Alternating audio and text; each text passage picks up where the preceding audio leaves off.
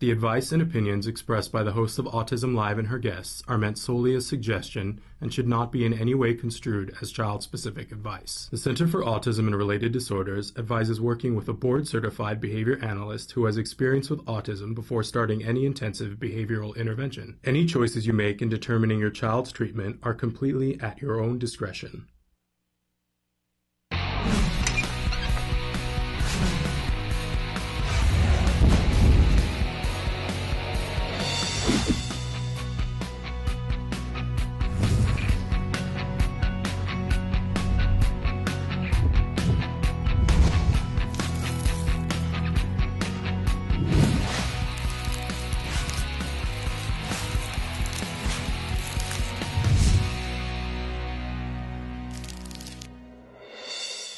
Good morning and welcome to Autism Live. I am Shannon Penrod. We are webcasting to you live from the Center for Autism and Related Disorders headquarters in Tarzana, California. Want to remind all of you, a little programming note, that we will not be live tomorrow. We'll be back on Monday. We have occasionally things that we have to go out into the world and do, so we won't be live tomorrow. But we will be back on Monday. We are going to be here live for the next 2 hours talking about autism from a 360-degree perspective. You know, we've said that the month of May we're calling it Autism Entrepreneurial Month. That's a mouthful to say.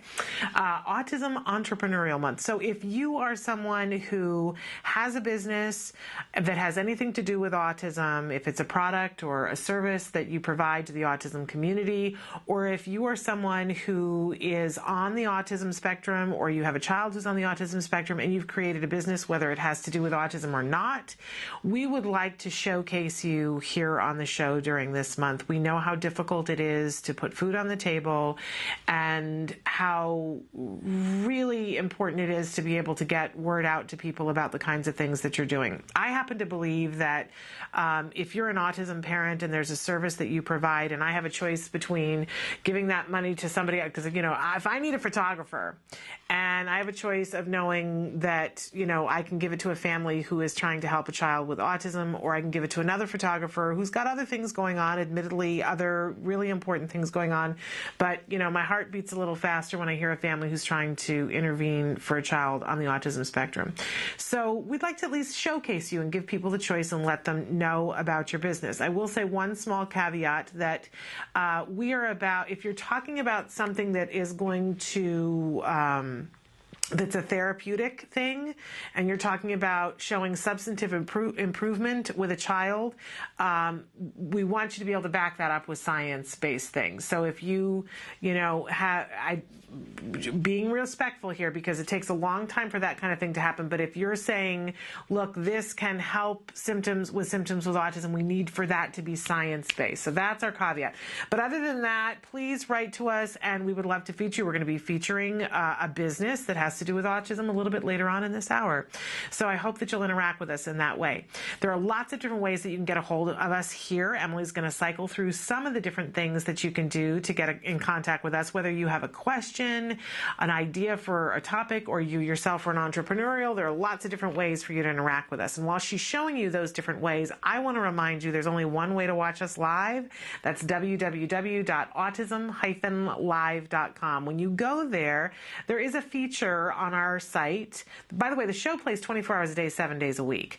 But when we interrupt for 2 hours a day, Monday through Friday, there is a box that's active there that says questions we're answering right now. Now, we did a little experiment this week where we're keeping it active overnight to see if you guys are writing in questions, and you are. So we really, I'm thinking about keeping that. If it works for you and it works for us, why wouldn't we?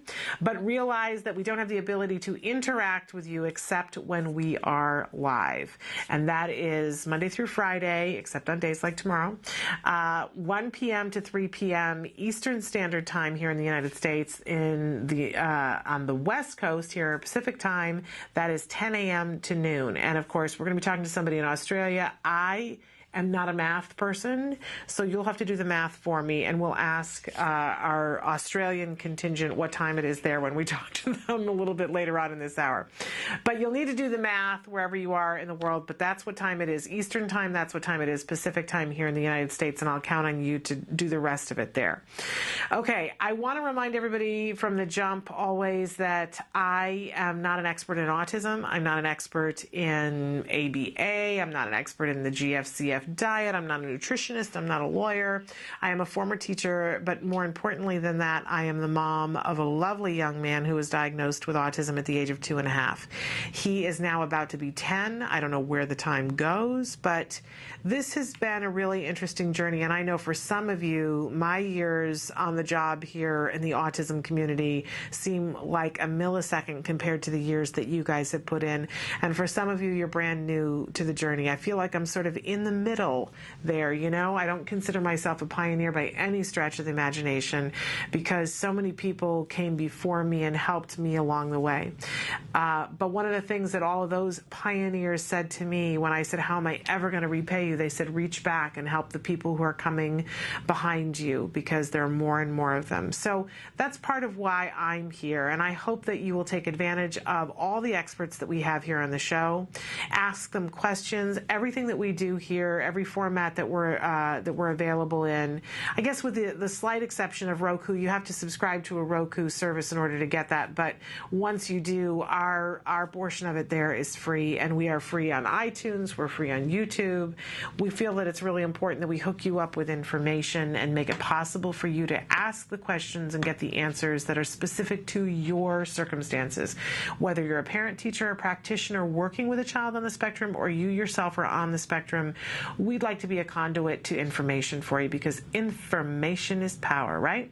Okay, speaking of which, every morning we like to start with something we fondly refer to as the jargon of the day. This is the time of day when we take one word, one phrase, one acronym, and we try to shed a little light on it so that it doesn't have to be this faraway term that seems to be overwhelmingly unavailable to us, right? These terms are really important, and as we begin to understand what they mean, it helps us to be more effective, more efficient in helping ourselves and helping other individuals on the spectrum. So, we like to give you an actual definition and then a working definition to kind of scale it down into hopefully friendly language that makes sense. Our term today is non-contingent reinforcement. Now, we've talked a lot about reinforcement this week and last week, how important it is that we're always watching that bottom line. Is this reinforcing or is it not? If we're trying to teach a new skill or we're trying to get rid of a skill that isn't working for somebody, we want to make sure that we are reinforcing good behavior that is substantive and that works towards gaining skills and is life enriching, right? If it's not rewarding enough, none of us are going to continue doing a behavior unless there's some sort of a reward. The tricky thing is understanding that a lot of times we engage in behaviors that we go, well, this behavior isn't good for me. Why would I engage in that if it's not good for me? And we have to delve in and look and go, oh, look, here's the reward that we're getting from that. And it may not be a long-term reward. It might be a very immediate reward, but it's enough to keep this behavior happening over and over and over again. Okay, so there's many different types of reinforcers. And today we're going to talk a little bit about non-contingent reinforcement. So let's look at what our actual definition is. A non-contingent reinforcement, it's a procedure in which stimuli with known reinforcing properties are presented on a fixed time or variable time schedule. Let's go to our working definition.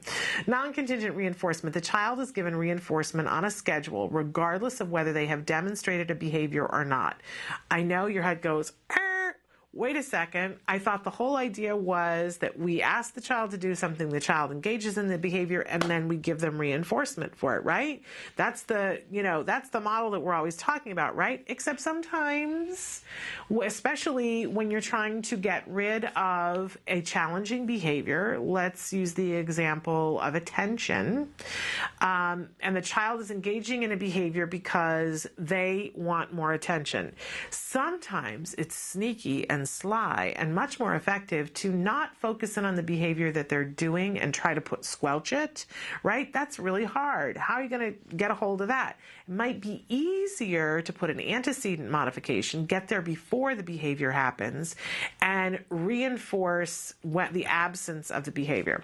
So, for instance, if the child, and I'm thinking in a classroom setting, because I used to be a classroom teacher, and, there's always that child who just so desperately needs attention. There's one or two or more in each classroom, the child who just will do anything to get attention. Well, one of the things that we can do is make sure that we shower that child with attention so they don't get to the place where their bucket is empty and they have to go searching for a way to get it full. So what we might do is take a baseline, look at where the child is right now, and see if that child, Rebecca, every 5 minutes, if she doesn't get attention, she starts to talk to the person next to her, or she starts to kick the person in front of her, or she bites somebody, or she pulls somebody's hair, or she interrupts the teacher, right? And we found, very important, that we looked at this behavior and discovered that the function of this behavior was attention. This young lady needs some attention. Great. And we see that right now, if she doesn't get it, it's happening every 5 minutes. So we're not going to make her wait 6 minutes to get attention, right? Because we're already going to have failed. We're going to give, on a time-based procedure, we're going to say at maybe 3.5 minutes, every 3.5 minutes, and maybe we have a little thing on our watch that goes beep, and we remember to go, Rebecca, you're doing such a good job. And we see, is Rebecca okay? And does that make that behavior go away? If it does, wow, this is great, right? And you think to yourself, oh my gosh, every 3 minutes I got to tell her she's doing a good job? Not forever. So once Rebecca can do it for 3.5 minutes, then we say 3 minutes and 40 seconds. Great. The beeper goes off. We've pushed it 10 seconds. It doesn't seem like a whole lot, but it might seem like a whole lot to Rebecca. We see that, we say to her, great job, Rebecca. And over a 2-week time period, maybe now we get it to 6 minutes. And then eventually we get it to 10 minutes, and then we get it to once an hour. And then maybe we get it to once every 2 hours. And we see that, she really needs attention once every 2 hours. And we're not going to get it any longer than that at this age. Maybe next year we'll push for a little bit more. But that non-contingent reinforcement, we're going to give that to her no matter what. It happens 3.5 minutes, boom, we're going to give her some attention. Really, really important that we know what the function of the behavior is before we start to figure out what we're going to do for an intervention. But non-contingent reinforcement, we're going to give that reinforcer on a schedule. The schedule is going to happen and we're going to give it. Okay, so when they start talking about giving your child non-contingent reinforcement, now you know, okay, they're going to give it to them on a schedule. All right, and there's a reason why. We always have a question of the day for you. Our question all this week has been about things to do with the family and what you enjoy doing. So here's one of those days where we just get to dream. Where would your dream family vacation take place? Really excited to look at some of the things that you guys have written in about. Is it Disneyland? Is it Disney World? Is it going to see a relative? Is it going overseas? What's the dream vacation? And, don't put limits on it. If it means staying home, doing a staycation, there's nothing wrong with that. But where do you dream about being able to take your family? Right now for my family, we dream of going to Scotland. And if you had asked me 2 years ago, I'd have been like, Scotland? Why are we going to Scotland? But we've done a lot of family genealogy lately as a family and gotten very excited about some of our relatives in Scotland, and we kind of want to go and see the castles of Scotland. All of us have gotten kind of jazzed about it. So it's on our list of things to do. Might take a couple of years before we get to Scotland, but it's good to have goals. It's good to have things that you dream about. I know some days it's poignant and you think, oh my gosh, I don't even have room to dream because my life is so full. But we've talked before about managing stress, and sometimes being able to dream about what's possible without ties and limitations is it's a mental vacation. And I can tell you that there were many, many years when my husband and I dreamed about, even, we were in the teeniest, tiniest of condos when we were going through our early intervention and talking about, wouldn't it be nice to have a backyard? Now, we have a backyard that's about as big as this desk, but you know what? It's a backyard. We're moving in the right direction. And it was lovely to dream about the backyard. Sometimes it was frustrating because it wasn't showing up, right? But it's important to not lose your dreams and not lose personal dreams on this journey through autism. When you think about all the wonderful things that have happened in your life, the truth of the matter is that at one point they were dreams too. So dreams can come true. We have to work for them. And I hope that you are dreaming about vacations, because it's an important thing to do, to take vacations, to take time away. Maybe not this year, right? I mean, that's the reality of it. Or maybe this year it's a half day and it's a car trip to someplace. But it's okay to still dream. That's the message, the takeaway for today. We always also have a topic of the week, and our topic this week is, of course, family fun. I will be honest with you, we have not had a lot of time to talk about this in the shows this week because we've had so much exciting stuff going on, but we're going to find some time today to talk about it, I promise you. And some of the different things that we have going on today. In just a few minutes, we're going to be joined by Ashley Colas, and she's our, we call the segment Good Stuff. She's sort of our style monitor, our shopper monitor that helps to hook us up with information about what are the cool things that are out there for those of us who have kids on the autism spectrum. So really excited to have Ashley with us today to talk about family fun. If we have time, we're going to get to the myth of the day today. A little bit later, Angela Persicki, who is a BCBA, a board certified behavior analyst, is going to be with us. That's in the next hour, and she's going to be answering some of your questions and talking about family fun. And then also this morning, we are going to be joined via Skype all the way from Australia by Ian Croft. Ian is the editor-in-chief of the magazine Autism Oz iMagazine. You can get it on your iPads. It is a subscription, but it's a pretty cool magazine. So we're going to be talking to Ian about what inspired him to start that magazine and a little bit about how you can get access to it. So all of that and more, we're going to take a break and come back with Ashley Colas. Good stuff. You're not going to want to miss it. You say howdy, we say hi. Let's get rowdy, let's get wild. Let's get wild. Let's get wild. Let's get wild. Let's get wild. Welcome back to Autism Live. I'm Lisa Ackerman with Taka. My Hi. guest here, I am Jennifer Lucero with Taka.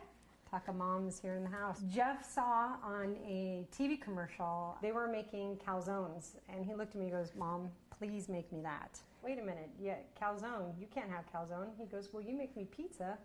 Why don't we call it a puzzone?" So we're going to do this ode to Jeff, puzzone. So I'm going to have Jen come on in. All right. You're in charge. Ready.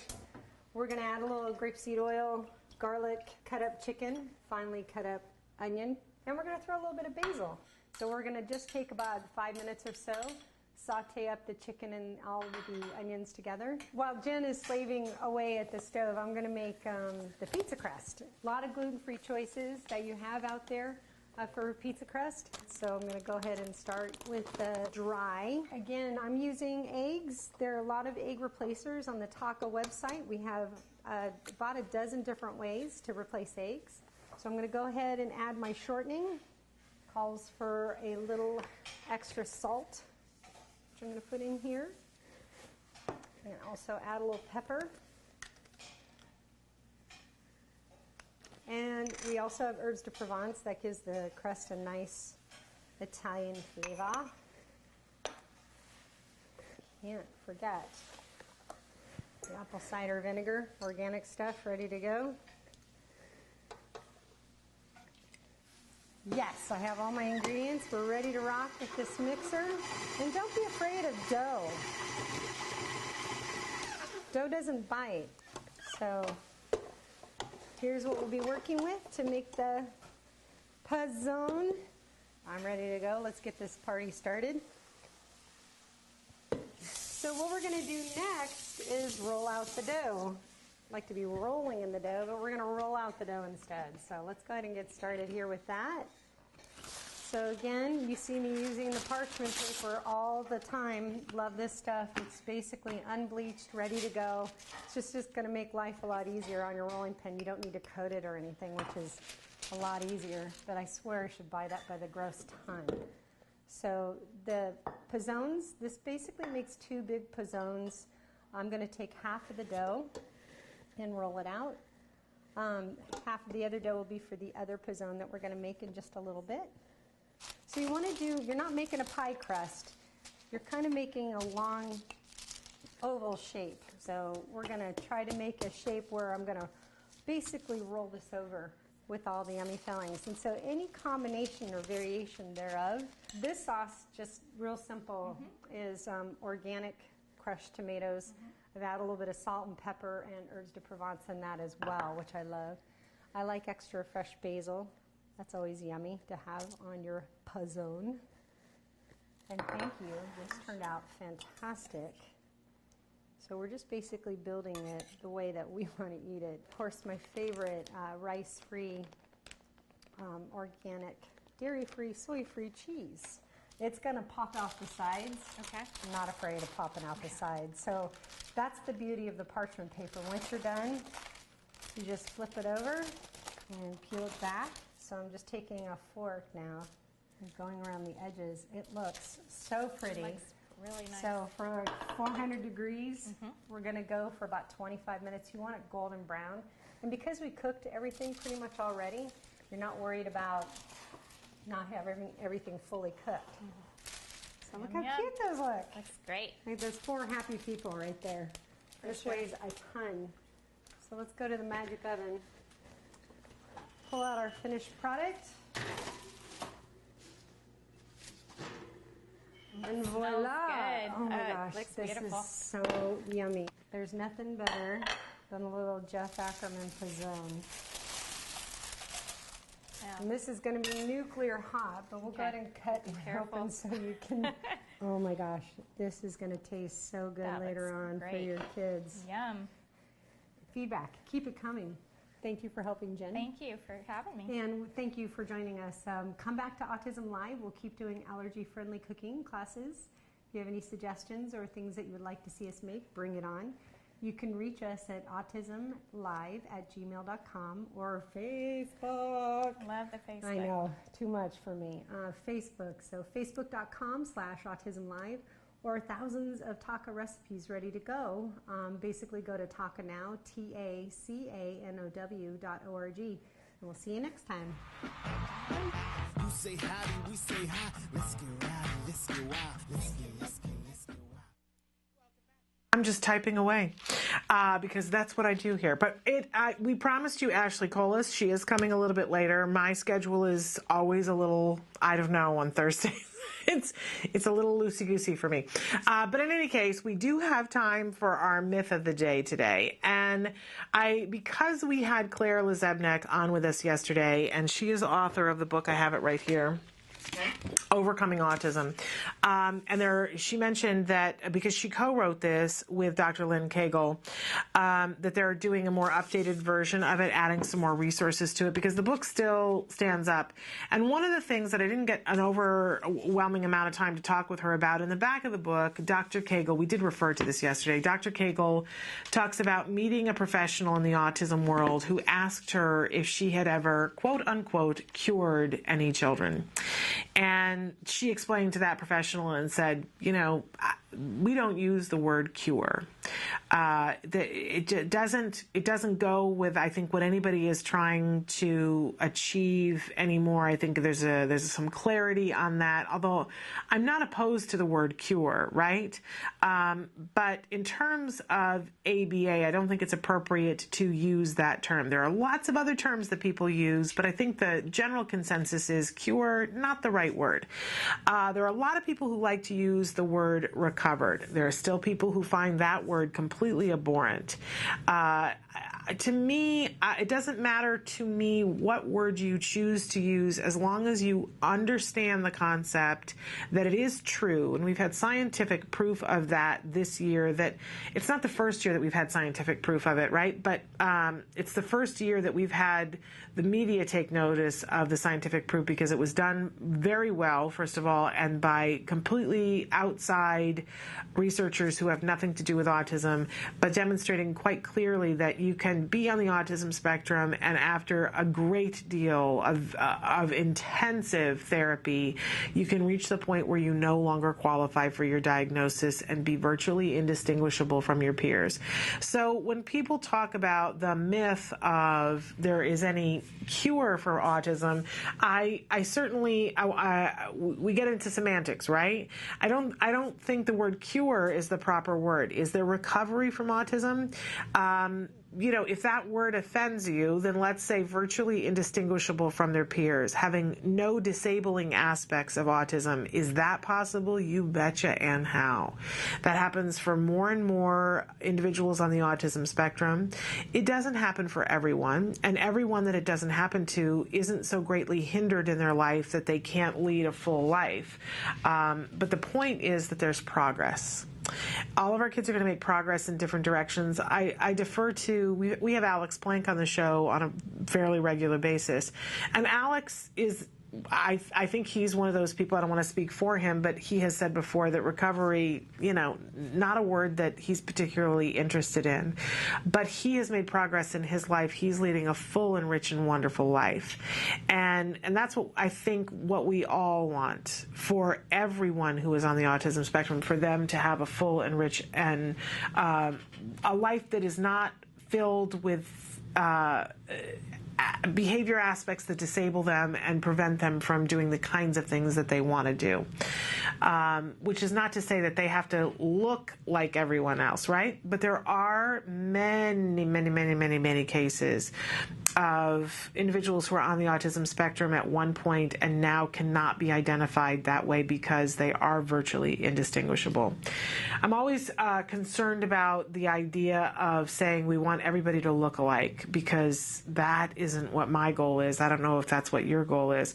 I would doubt it, right? It isn't about, I don't believe in the word normal. I don't really believe in the neurotypical label. We use it because I don't know what other word to use on occasion. But I think it's important as a mom. What's important to me is that my child, I have seen him at times say, why can't I just do this? Why can't I communicate with this person and be in the frustration of that? That's the kind of stuff that I want to take out of his road.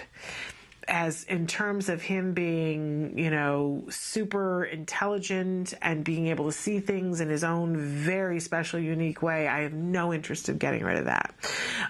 So hopefully we can clarify there. But not so much on the cure, but there's such tremendous progress for some of our kids that, they lose the diagnosis. That is a fact. That is not a myth, not an urban myth. It's the real deal. It does happen, but it only happens with intensive, really good therapy, which is why we fight so hard for funding for that. All right, we are going to take a break, and when we come back, we hope keep your Skype fingers crossed. We're going to be going all the way to Australia to talk with Ian Croft, who is the editor-in-chief of Autism Oz iMagazine. Stick with us.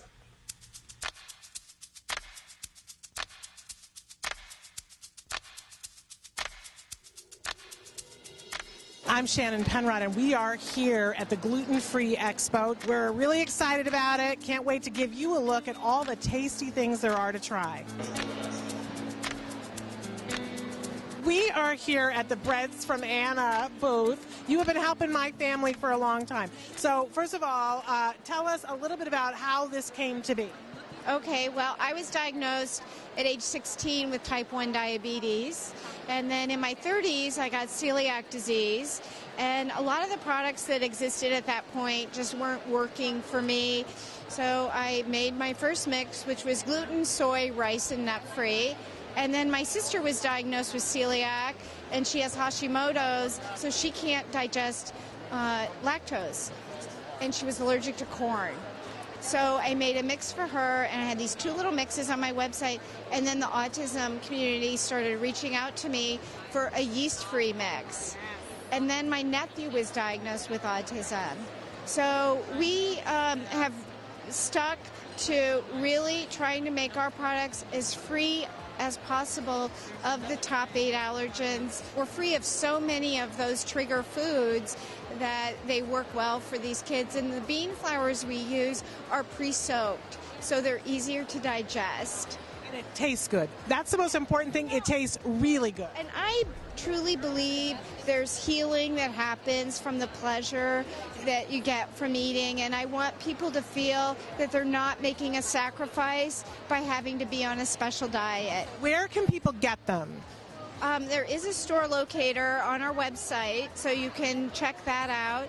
And we encourage people to ask stores to bring it in if they have a store they like to shop at that we're not in.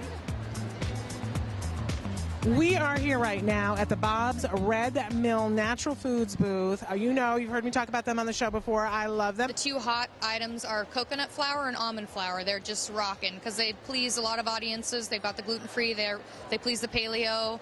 They're not grain, so they can please a lot of audiences.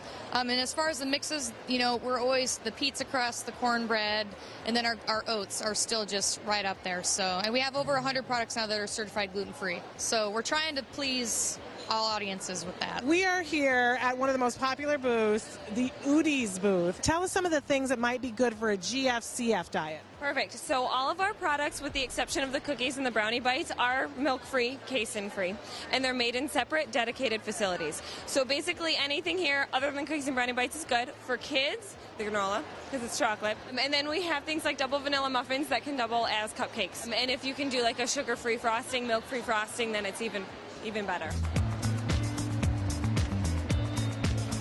We are here with the author of Gluten is My and a very incendiary title. Well, when I was diagnosed with celiac 2.5 years ago, my initial reaction was, "What are you serious that I can no longer eat a major food group?" It blew my mind, and everywhere I looked, I found inspirational, yay, yay, and I was like, this will not do. And I instantly started my blog, Gluten is My out of total craziness, and it developed into a book.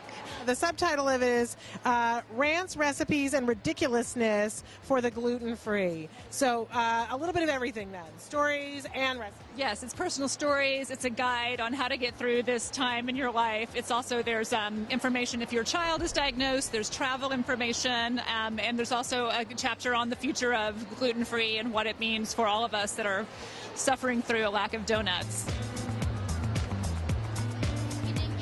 We are here at the Enjoy Life booth. Tell us about what Plentals are. We just tried it, and it rocked our world. Well, Plentals are a lentil-based snack. And the great thing about Plentals is 3 of the 4 flavors are dairy-free. So there's no gluten, there's no casein. All of our products are gluten-free and free of the 8 common allergens, which means they're free of egg, dairy, wheat, soy, peanut, tree nut, fish, and shellfish. But it's not the only product that you guys have. You have a wide range of products that you guys carry, right? That's right. We make 38 different products. Again, everything that we make is certified gluten-free as well as free of the 8 common allergens. So the great thing about Enjoy Life is when you see the Enjoy Life red logo on any package, you know it's safe, and you know it's safe for everybody. And, a lot of people ask us, well, how do you make it taste so good? Because if it doesn't taste great, no one cares. And so we like to tell them it's a little bit of magic, it's a whole lot of love that we're able to do this and replicate all these different flavors. So, for instance, we have a brand new line of decadent bars, which are s'mores, cinnamon bun, cherry cobbler, and chocolate sun butter. And again, all free of the 8 common allergens. The other thing with all of our products, they're all verified non-GMO. So we have the most gluten-free products that are verified non-GMO by the Non-GMO Project. For more information about a healthy, tasty, gluten-free diet, make sure to watch our cooking segment, What's Left, co-sponsored by Taka. Welcome back to Autism Live. Joining us via Skype all the way from Australia is Ian Croft, and he is the founder, creator, and editor-in-chief of Autism Oz iMagazine. Hi, Ian. How are you? A very good morning to you from Australia. Yes, and for us here, it's about 10:30 in the morning Pacific time here in the United States. What time is it there in Australia? Here in Australia, it's 1:30 in the morning. It's pitch black and raining here in sunny Perth. Well, you are a trooper for getting up at this hour of the morning to join us to tell us about your wonderful magazine. So I really appreciate you being here to talk with us. This magazine is a great resource. It's based there in Australia, but it's an iMagazine, so we can get it anywhere, right? It's a digital magazine, so it was designed for the iPad originally and works beautifully on the iPad with embedded video, audio, and web links. But from that, we created a digital download, which will work on iPhone, iPod, Androids, Macs, Windows.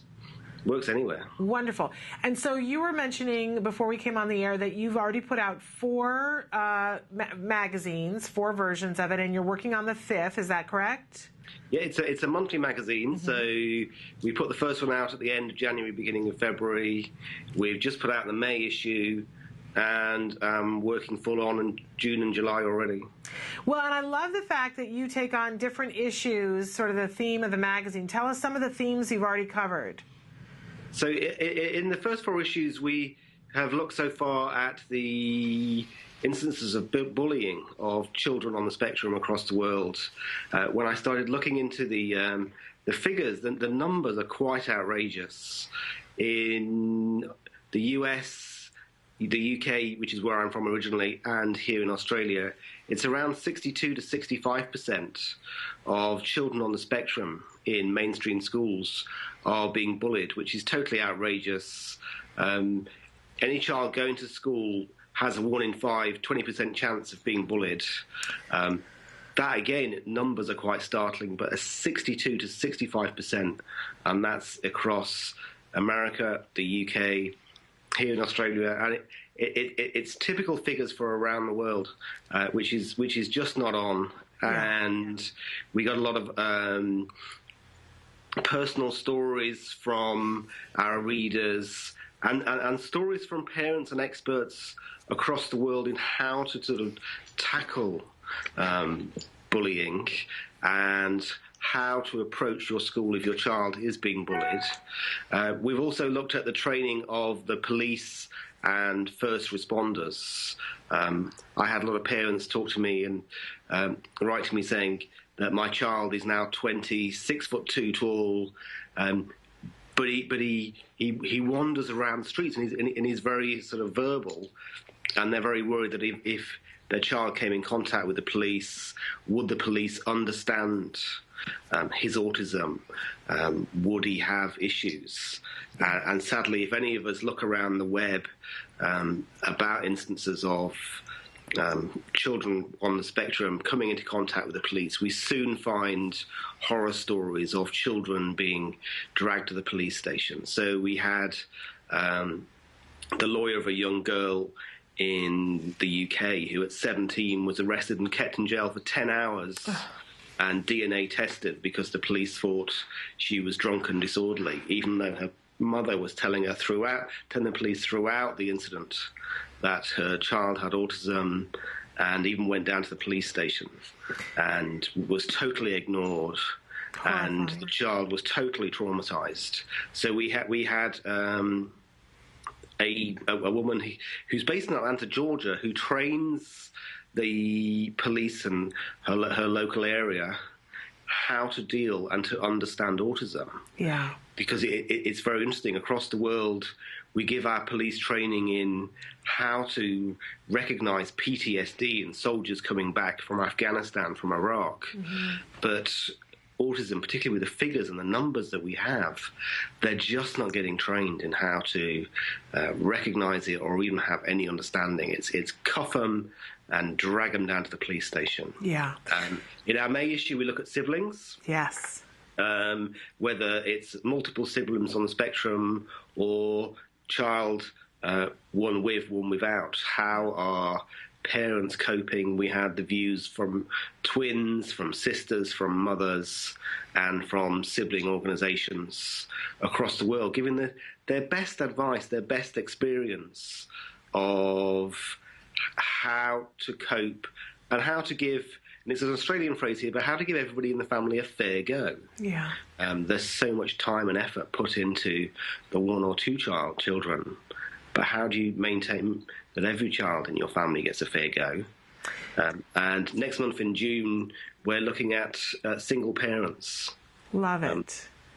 Which is already, I've got the most amazing stories from families across the world who are bringing up children on the spectrum alone. Yeah. And I think it's so important to note, because you're based in Australia, and you know, that's all well and good, but you're really taking a global approach with this magazine and looking at autism in all different lights and all different places around the world, correct? Well, we took the decision on coming up with a magazine that we treat it like getting your roof fixed. And if you were getting the roof fixed on your house, you wouldn't just get the yellow pages and stick in a pin and find a building firm in the hope that you'd get the one that would be correct or the one that would come to your house and do a great job. We take advice from people in our community. And when you get advice from people across the autism community, autism knows no boundaries. It knows no international borders. It's a worldwide phenomenon, a worldwide epidemic. So if any of our readers, any of our community say this or that sort of therapy or expert across the world is doing great work and can pass on their knowledge across the world, then we take and share that knowledge, because we have this belief that we're stronger when we work together, and in sharing our knowledge, we inspire and uplift those on a similar path. I totally agree. And where can people find the magazine so they can subscribe, Ian? Yeah, the easiest way to find it is to just go via our website, which is autism, and we all know how to spell that, oz.com. So autismoz.com. There are two ways of subscribing. So if you have an iPad, there's a specific free app that you can download with your iTunes and get the magazine and subscribe to the magazine on a monthly basis via the iPad. I'm just going to lift my puppy into view. Oh. I have a 4-month puppy that's been chewing on my hand and my foot throughout this interview. She's just woken up and is now full of beans. Anyway, let me continue. So, absolutely.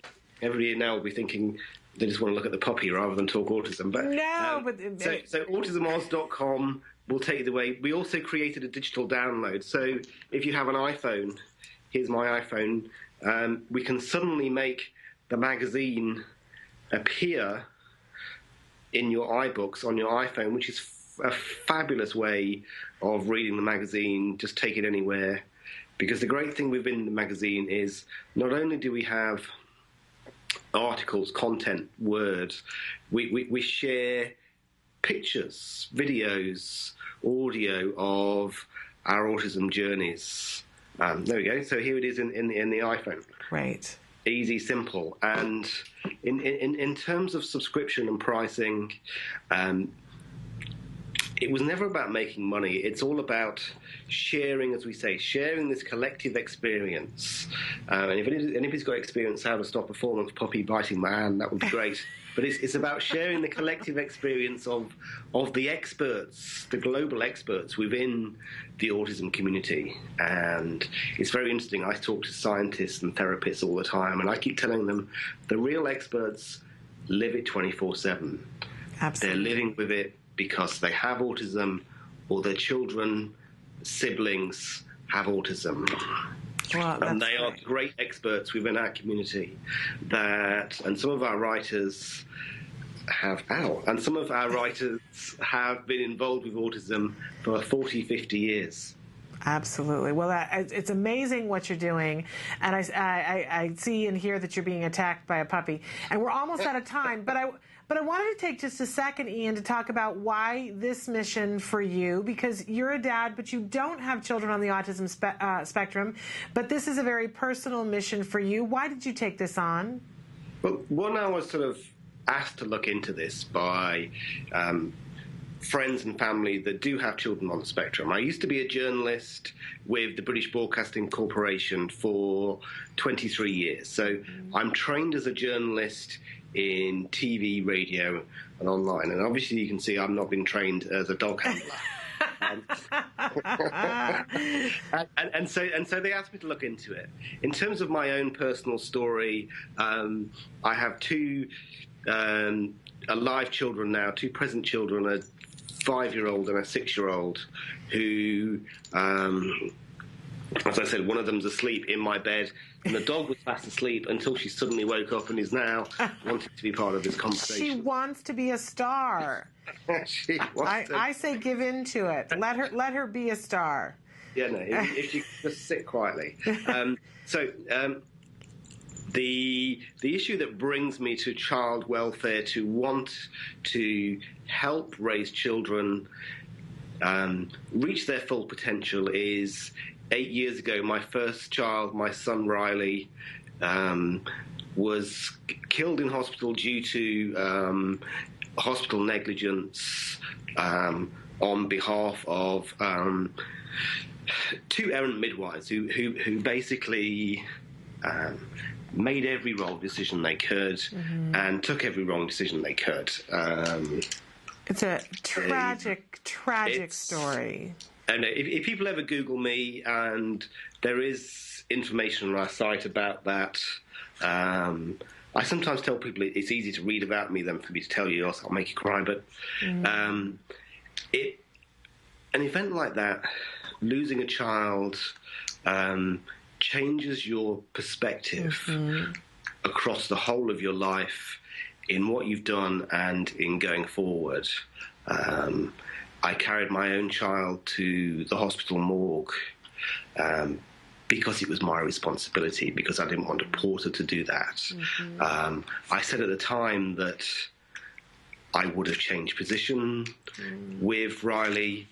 I'd still do that now, 8 years on, to be honest. Yeah. And we talk about it being 1:30 in the morning here in Australia, and I'm staying up to do your interview, but I'm staying up usually at this time talking to people in California, Hawaii, Canada, wherever it is, to get that best information to share with the global community, to help them with, to help and support families with autism. I have and could counsel parents who have lost children suddenly through a sudden infant death or issues like ours. I'm sort of taught to do that now.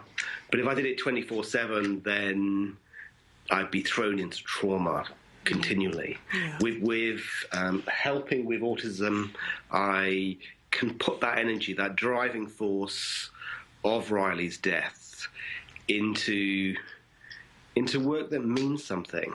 I truly believe that we have the ability to help and support a global community and a growing global community with the information that we share, with the spirit that we share, with even just the tips and advice that we share in the way that we share it. It's a resource that there isn't an awful lot out there, or there is too much out there.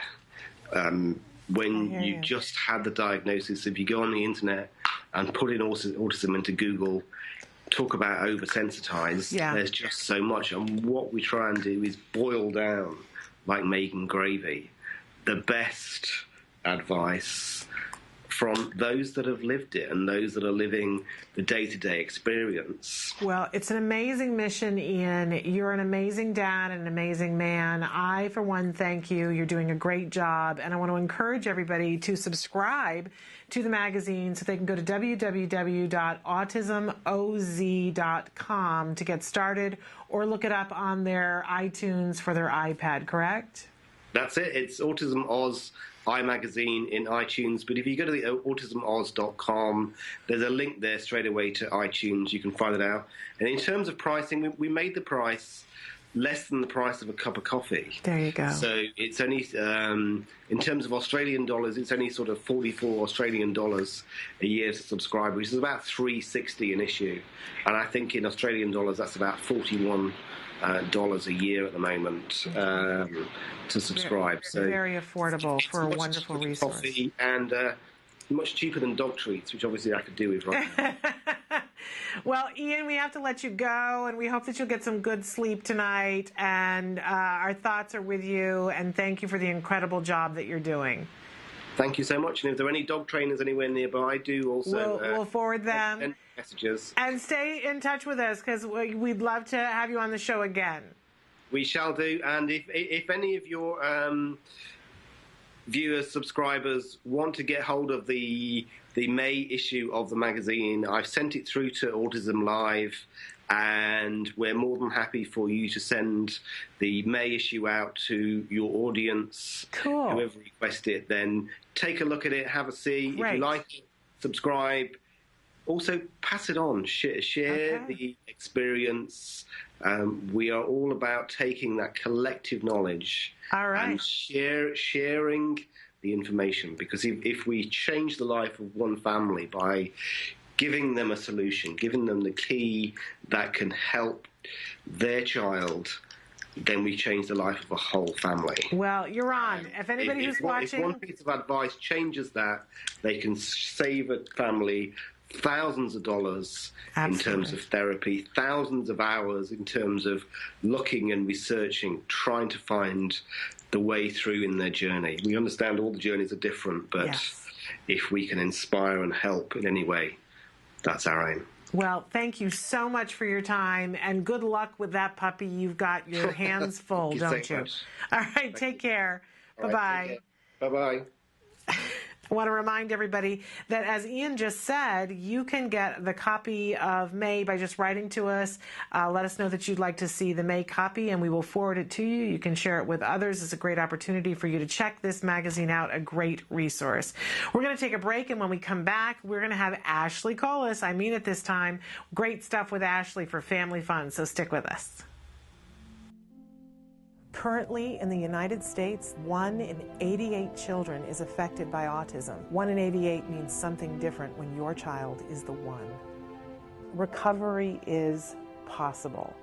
Hi, I'm Shannon Penrod, host of Autism Live, an online show about autism broadcast by CARD, the Center for Autism and Related Disorders. I'm also the mother of a child with autism, my beautiful son, Jem. You know our old joke, guess what? Chicken butt. Chicken butt. So we're going to take the chickens. But things weren't always so easy. I remember when Jem was first diagnosed with autism. I used to lay awake at night in bed and pray for someone or something that could help us to get our child back. My prayers were answered by Dr. Doreen Graham-Pichet and the Center for Autism and Related Disorders. CARD treats autism and other related disorders using the principles of ABA, Applied Behavior Analysis, which is the only scientifically proven effective treatment for autism. It is also recommended by the American Academy of Pediatrics and the U.S. Surgeon General. About a year after we started treatment with CARD, we were able to see tremendous improvement, and we got our child back. What grade are you in? Second. You are a smart cookie, huh? Mm-hmm. Do you like school? Yeah. Do you have any good friends? Yeah, Oscar. Oscar is your best friend? Yeah. And my child is just one of thousands to benefit from CARD ABA therapy. Across the nation and around the world, children are making amazing progress and being given the keys to unlock their full potential. We are extremely grateful for the amazing job CARD has done in helping our daughter. Our daughter today, just in 4 months, I think is a totally different child than when she started with CARD. I kind of see it as, it seems like her brain in a way was asleep, and now that we've gotten so many services, we've seen her wake up. Did you have some gases?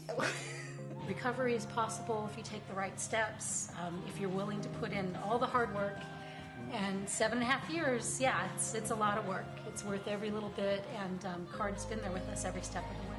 I have 2 children with autism. I can't imagine a day without CARD or the therapists. They've been so instrumental in helping us with our kids and shaping their lives and helping us help them. Thank you, Christina, Big Alex.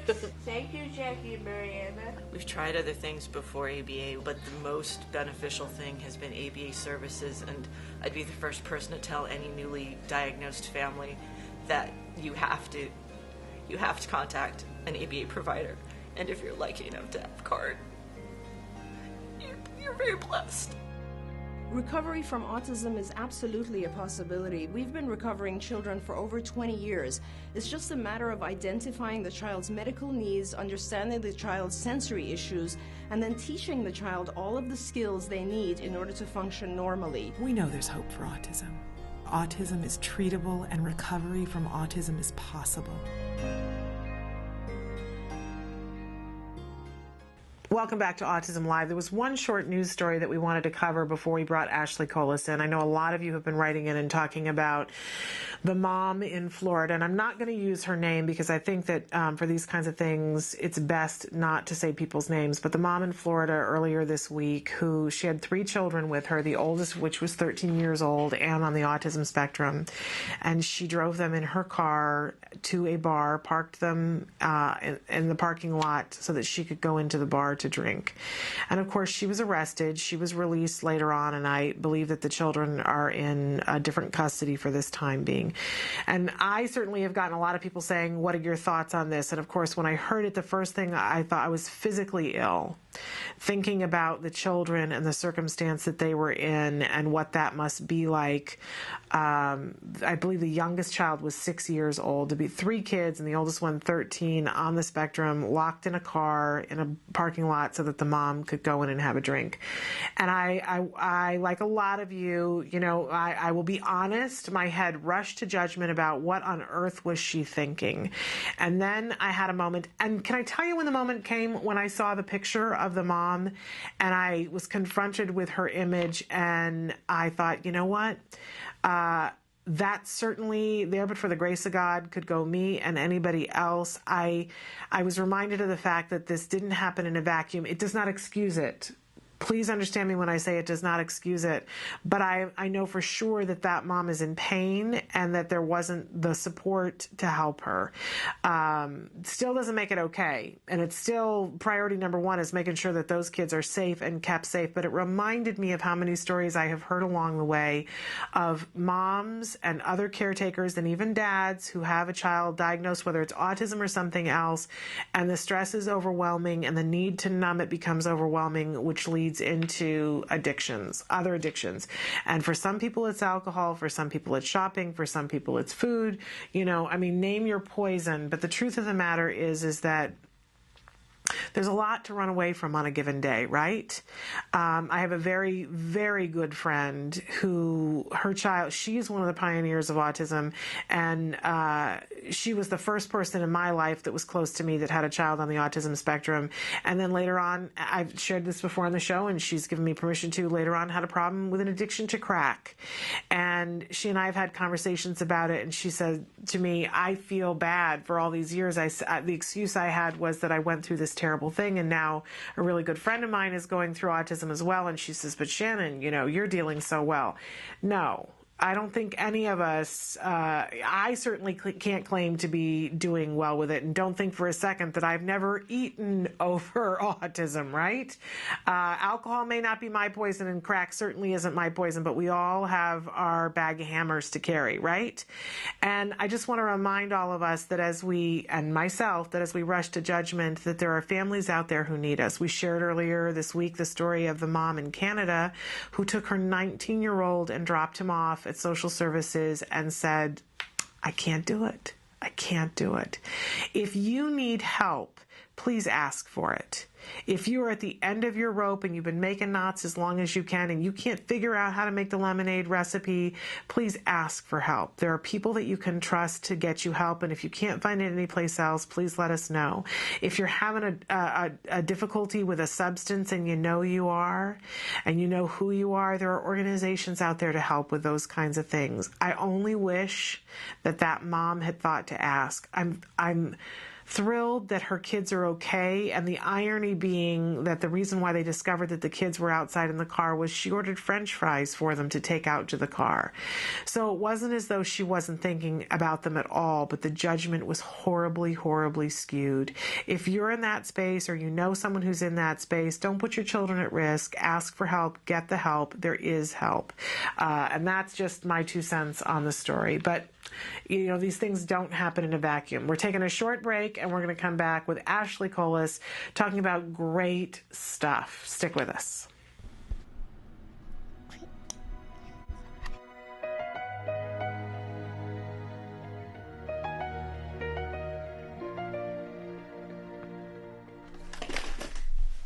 thought you were over this. We did this like 5 months ago. I know, that's you. Hi, look. Hi, look. You can say hi. Hi. Say, I'm Jack Riley. I'm Jack Riley. I got. It's showtime. It's showtime. Sit down. I can eat. Look what I have. Do you want to play with your rug? The rug. Whoa, you want to play? I want to play. Okay, then you need to get your stickers. Do you want the rug? What's the rug? Okay, you need to sit here. No, you need to sit right here. Sit down. Sit right here. You need to sit here, buddy. No. Or else we have to go sit on the chair, bud. Come on. Sit up. Okay. You're gonna sit on a chair then, dude.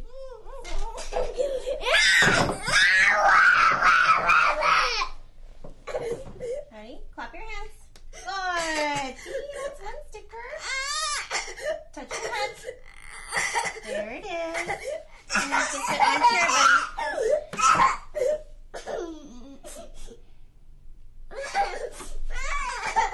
There you go. Thank you. You got one sticker for them. High fives. Very good. What do you want after the one sticker? iPhone. iPhone? Okay. Let's see. Touch your back. Very good. See? You got it. High fives. I'll get it for you, okay? Cool. He's been having a lot of non-compliance lately with the other girls too. So most of our session might be compliance training today. It's basically asking him to do things he already does know, so he's successful. But just to get their focus back, by asking them to do things that they already do know, it kind of shifts their focus back on something else. And then I just bring in what I originally asked was to sit in the chair. And he was able to do it. I don't know if it's just, you know, his baby sister or just, it's just been lately. Okay, my turn. Okay, we're going to get 5 stickers again. What do you want to do? iPhone. More iPhone? Okay, sure. Okay, ready? Stand up. Good job. Here's 1 sticker. Clap your hands. Good job. Touch your nose. Where's your nose? Good job. Touch your ears. Nice. 1 more. Sit down. Nice. Very good. Here you go. So I'll do that just a couple times just to get him back in the groove of things. Jack, what are you doing? Pooping. You're pooping? Oh, okay. You going potty? Going to party. Are you going poo-poo? I'll go to a party. Poo-poo. You have poo-poo in your diaper? Pooping your diapers. Okay. Okay. I'm sorry, are you pooping? Oh, maybe it is. Are you all done? Okay.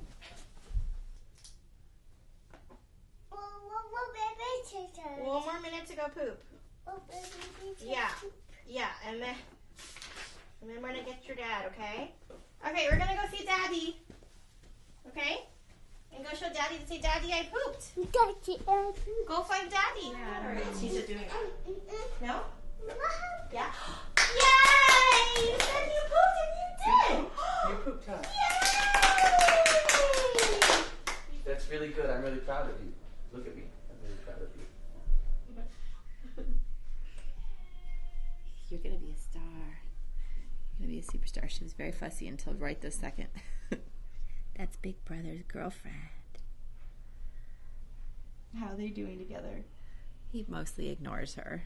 Although he did have a little monologue yesterday where out of the blue he said, "Bless you, Lainey Grace." And then he said a few other things about her too. I love you, Lainey Grace. I love you, Lainey Grace. Oh, that's sweet. And he'll kiss her head and thinks that's funny because, of course, Mommy gives her big reactions to his kisses. She says, "Ooh, I like that kiss." So he likes to do it like 45 times. But most of the time, if you ask him what his sister's name is or anything about his sister, he pretends like he didn't hear you, which is fine. We're not in a hurry. Jealousy to work out on, I think. And we are very careful if he wants me to, whoever's got her, if he tries to get our attention or whatever. If we can, we give it to him. There's going to be plenty of times where we can't, so we're trying not to have her be the reason we have to say no. For now. Success. It's been an eventful 1 hour since we've been here. Exciting. I know. Jam-packed. This is going to be an exciting episode ahead. There's baby, there's pooping, there's tantruming, there's everything. Only the first hour, Suzanne. Let's see what the second hour will bring us. Welcome back to Autism Live. That was the A Word, and you can watch all of the episodes for the A Word by going to their YouTube page, and I encourage you to do that because it's a wonderful way for you to be able to see the arc of ABA without having to spend an hour living in somebody's home. So really beneficial. But we have here with us in the studio, I promised you we'd have her, and we do have her, Ashley Colas. Thank you so much for being here. Hi. We call this segment Great Stuff with Ashley because you hook us up with the good stuff in life, the great stuff in life. You're an excellent shopper. Yes. You're somebody who has impeccable good taste, and you have an extreme amount of experience working with children on the autism spectrum. Right. So you put all three of those things together and you tell us where to shop, what to get, and what's fun to work with our kids on the spectrum. Right. And we told you that this week our theme is family fun. Mm-hmm. So what do you have for us? So this week I focused on family fun that doesn't include buying a lot of stuff. Yes. Because as a parent, you can probably vouch for the fact that when your child receives a diagnosis, you want to buy, and yes, it doesn't always fill that gap that you're trying to fill. It doesn't solve the problem, and it creates another problem. Right. Yeah. So what you can give though is time. Yes. And so having fun with your family means that you have to make time for it. Yes. And that you have to plan ahead. Yeah. So planning out activities that you can do together. Yes. And Emily is showing a slide right now about talking about making time for the fun and planning ahead. Right. And then making time for fun means actually being present. So that's why I put on there that we should set some rules. I know that my fiance and I really try not to have the phones and emails during dinner time, and we try to sit facing each other, and that's something that's important. It's an intentional effort to relate to each other without all of the distractions that we have on a day-to-day basis. So that's important. And it makes the person that you're with feel important, and your kids feel important, because they notice when daddy's on the phone or when mommy's texting. So that's important. And then planning ahead to have the materials that you need for an activity is important, and it can be really fun. Mm-hmm. We've been working on some stuff for summer to show later. Yes. And it's really fun to look and find things to do and to plan and save the water bottles and get everything together. And so that's, even the planning part is something that you can do with your family. That's fun. Yes. I know you guys have been scavenging. I can't wait to see what you do with them. You've been scavenging water bottles when we were moving offices and things, and I had been saving a bunch of water bottles, and they were confiscated for whatever the activity is. So I guess we'll be surprised. But there's been a water bottle mission around here. I can't wait to see. And that can be a fun thing with our kids. Okay, great. Some kids might not think it's fun until they're until everything's set up and you have an activity like ready to go. They might still need to buy into it a little bit. Yeah. So it depends on your child and whether or not they're creative. But you can make it a rule that you want everyone to participate, Sure. and then, you know, they'll probably get into the spirit. Yes. With any luck. Right. So we have to plan ahead for that. Yes. And then but I love that you're making the planning ahead fun too. right. It's something we can all do together. Absolutely. And if you're busy, then you probably can't do it all by yourself anyways. Right. And then I also encourage families to think outside of the box. Yeah. So we have all these great TV shows that we were actually just talking about that inspire us to do really fun things, like having a bake-off or having like a family fun challenge with relay races with a neighbor or another family that might have like several children, if you have several children, or something like that could be really fun. Yeah. And it could be the start of a tradition. So just being really creative, and that stuff doesn't cost much money. You have a backyard, you get some water balloons and some spoons and eggs, and you have a whole day of fun, essentially. It really is true that we tend to think that, oh, I got to spend a whole bunch of money, I got to create something that's like wild and crazy. But often the things that we look back on and go, okay, that was really, really fun. It's stuff that didn't involve a whole lot of money being spent. Maybe just the teeny tiniest amount of money spent. Exactly. So you got to recall that inner child, what was really fun for you. Yeah. I was thinking about this early this morning, that there's a family that we're really close friends with that they, you know, everybody has money challenges, right? I don't mean to make it sound like that, but maybe their money challenges are a little bit different than the rest of us. And so the kids have all kinds of stuff. And I know we go over there and my child just, you know, his eyes water because he sees all the things that they have. And I always feel a little like inviting them over to our house because we don't have all the space and we don't have all the stuff, and that their kids are going to be bored. And my son was reminding me that we invited them to come over and he had 3 puppets, and to see those kids have the amount of fun that they had for hours with those 3 puppets, and then they started videotaping it. Exactly. And they asked to come over all the time to do shows. And, you know, it turned into like a 2-year thing about, can we go to their house to do some puppet shows? I used to do that growing up with some friends. And our families are still very close, but we used to do the talent shows and the skits, and we'd pretend we were models and all those things. Yeah. We're using our own clothes. There's nothing fancy, but it was just, it was pretend play, basically, and then using a camera. So we thought we were famous. And our families were fun. It's fun, wholesome, and good for our kids because it requires imagination. We last year we did a blog. A guy had written a tech blog about the 5 best toys ever, and it was sticks and dirt, mud, string, and cardboard boxes. Those were the 5 best toys ever.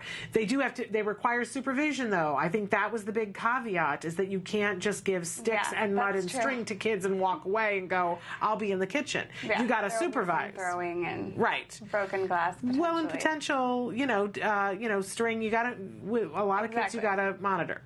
But and so they're really simple things that we can do with those types of things, and we'll, you know, they've been working really hard on the Smarty stuff, so we have some really cool stuff that's really simple. Okay. And you're right, kids like simple things, and I know a family that has a ton of toys, and he'd rather play baseball outside with just his glove and another person than play with all of the things that he has Absolutely. inside. So good for us to remember. When we have that feeling of, I need to fill a hole, my child doesn't get access to everything that everybody else does, and we're thinking about pulling out the credit card with the shaky hand, instead maybe find some time. Time is a good thing to find. Now, you had some resources for us too.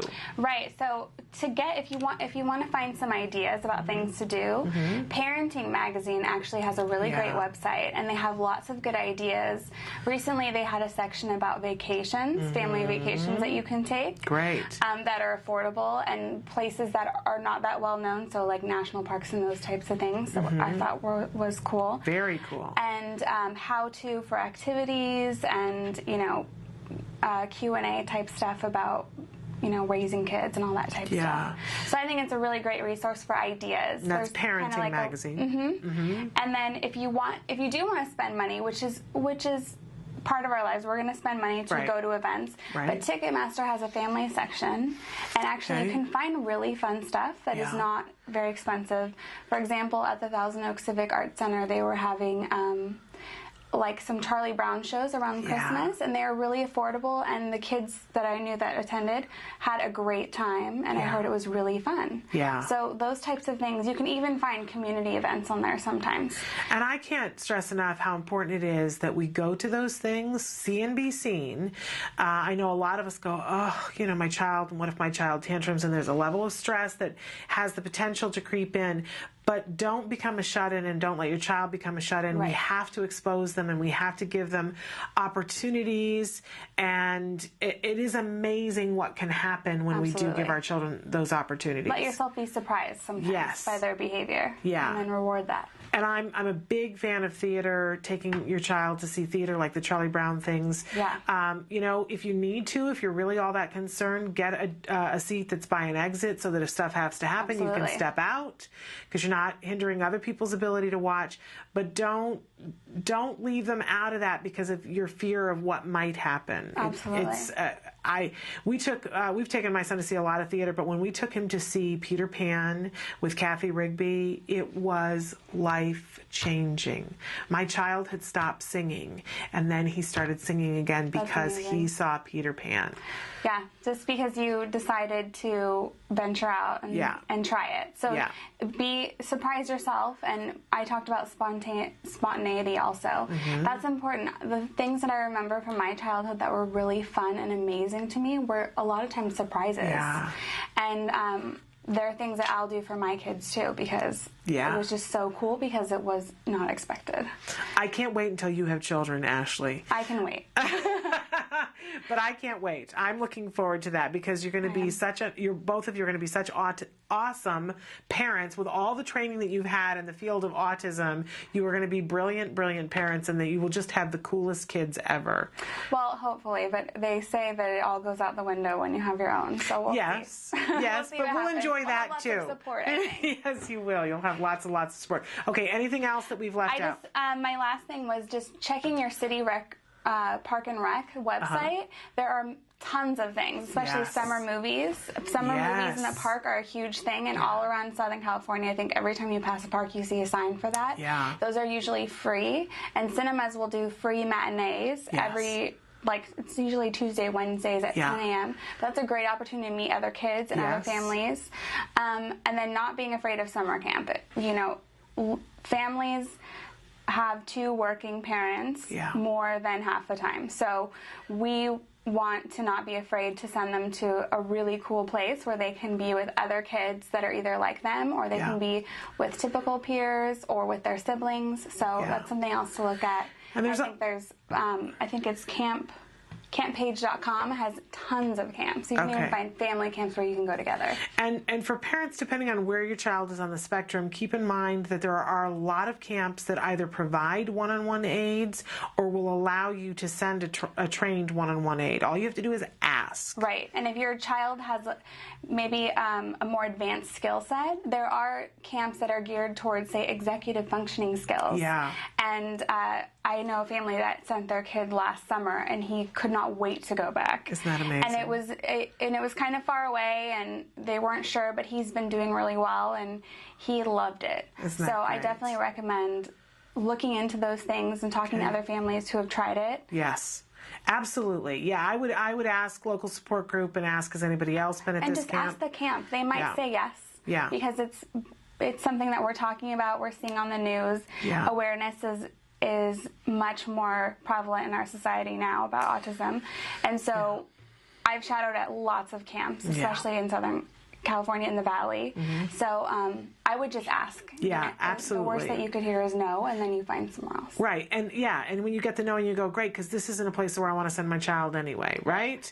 And we also, generally, when we go, when Jem has done camps, one of us usually goes the first day to check out and see how it goes. Mm-hmm. And I'm also a big advocate of just dropping in the middle of things to see how things are going too, because you're always, there's like a some universal rule that you're going to drop in at the least best time for the camp instructors, right? And so what you see in that moment, if there's something really horrible that you see in that moment, then, you know, that's a good thing to know. But if you drop in and everything is going well, then you're pretty confident that it's a good place for your kid to be. Right, and the good camps will let you come and surprise them and be involved. Yeah. Because they have nothing to hide. So. Exactly. So really amazing. Great advice. Good.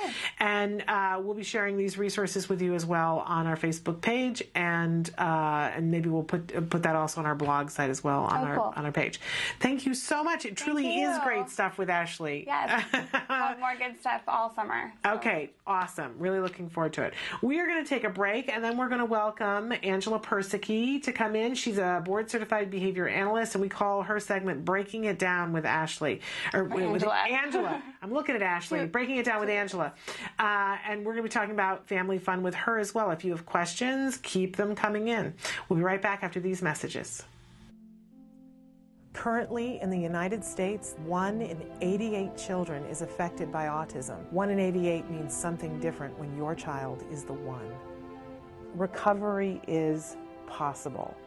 Hi, I'm Shannon Penrod, host of Autism Live, an online show about autism broadcast by CARD, the Center for Autism and Related Disorders. I'm also the mother of a child with autism, my beautiful son, Jem. You know our old joke, guess what? Chicken butt. Chicken butt. So we're going to take the chickens.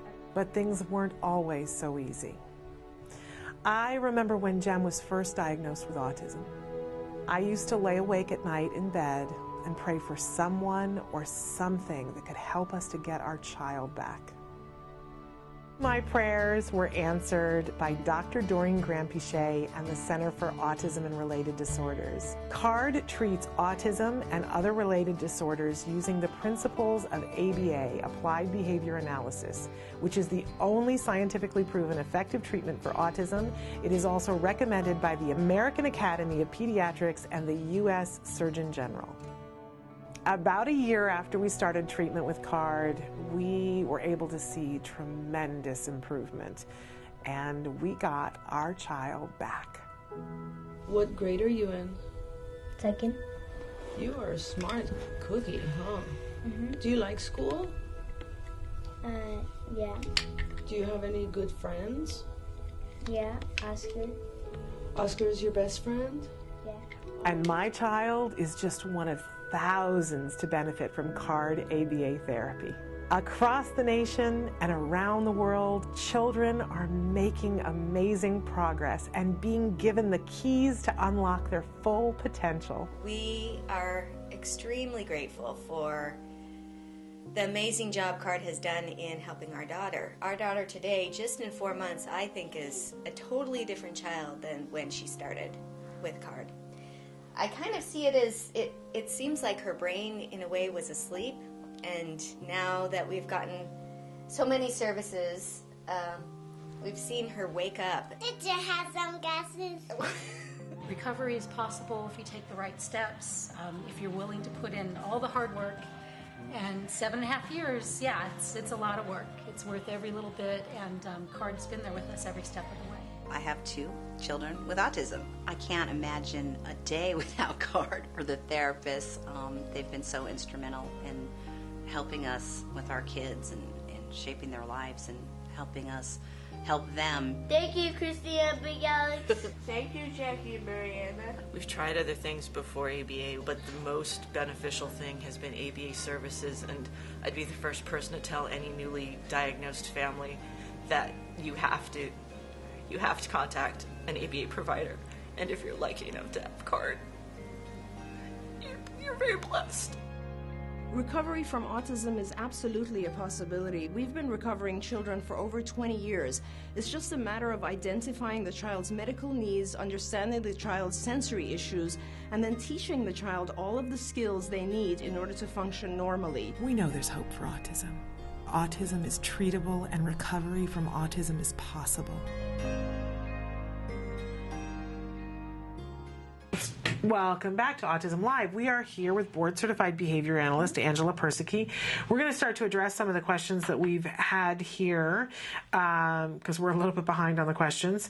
Okay, question, how to wean my son from his full-time aide? As far as I know, there have never been any reinforced attempts to wean him. Would we recommend for his public school teachers to do this as an IEP goal? He has had a full-time aide since kindergarten. He's now in 3rd grade. I know he is used to all the prompts, and it's become a way of life for him. Thanks. It's very easy for kids to get used to being prompted. And this isn't just the aides, this is also by parents and not just by the moms. My husband and I are sort of police for each other that, we have to remind each other in the moment when we're doing something, we ask him to do something and then prompt him through it. And the other person has to say, let him figure that out. Exactly. Back off.